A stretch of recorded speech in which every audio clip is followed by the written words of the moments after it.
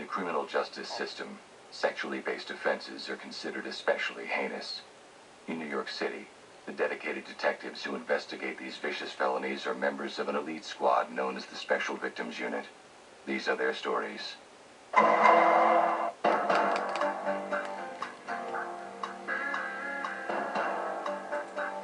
CSI agents Carly Kratzer, Kyle Plastino, and Haley Veza have worked together for years.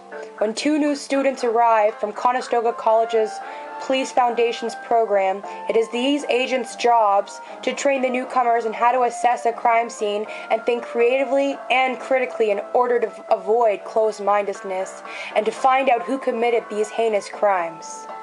This is the story of Ashley Ambrose. Okay, it's going.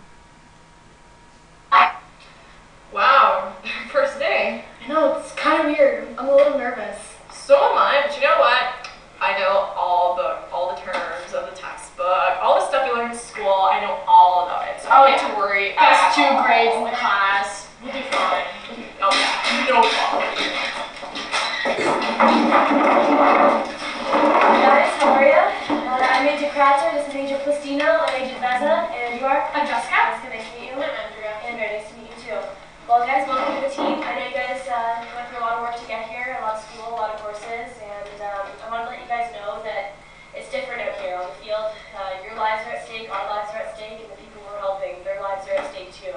So what I need you guys to do is kind of get your minds out of the textbook and think that you have to kind of move beyond the barriers of creativity. Perfect. Creativity, some pointers. Keep an open mind, like Carly said. The textbook perp isn't always the perp we're after. Withhold your premature judgments. No violent is made until the evidence. We have all the evidence and we've examined it. Because you're probably wrong. Pretty much. Looking at the problems in a new way. You can't just look at it the way the textbook tells you to. There's no one way to do things. You need to learn them as you do it. Like you should learn from us because we've been doing this for so many years now. Accept different opinions and challenge your coworkers. If you think we're wrong, say so, and we're going to do the same to you. Watch your back. We're not going to do that for you guys. And avoid your logic, because your logic's usually wrong. We're dealing with some sickos out here. Alright, thank you, Agent Veza. Now we're going to talk about barriers to creativity. Oh, I know all about barriers to creativity. Can I talk about it, please? Actually, I'm going to do it anyways. So, I'm just going to go general idea, actually, what it is. So, basically, barriers to creativity is a time where we actually limit our creativity because sometimes we lack self-confidence, fear of taking risks, feel the need to conform. You don't feel like being in an environment that encourages creativity, and sometimes we find ourselves locked into habitual ways of looking at the world. That's also known as paradigms.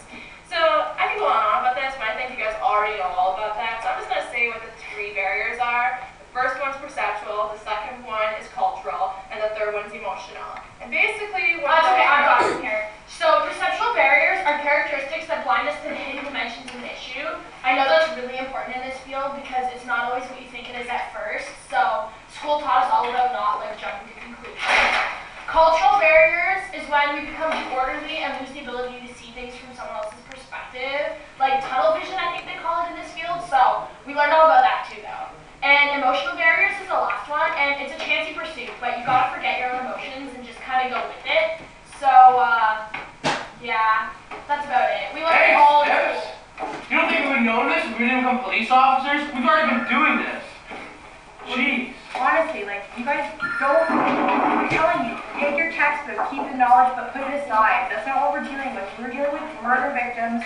We're looking at crime scene investigations. Definitions aren't going to get you where you need to be. You guys can get killed out there. Textbook is the base. Real life is to add it up. Creativity. We're just telling you what we learned in school. Okay. 4 years of school. Guys, break it up just for a second, alright? We got a case that just came in from the FBI. We've got a 20-year-old girl here, Ashley Ambrose. She was murdered earlier this morning. She was found in the woods, and the murder weapon appears to be a rake. They sent me some pictures here on my phone.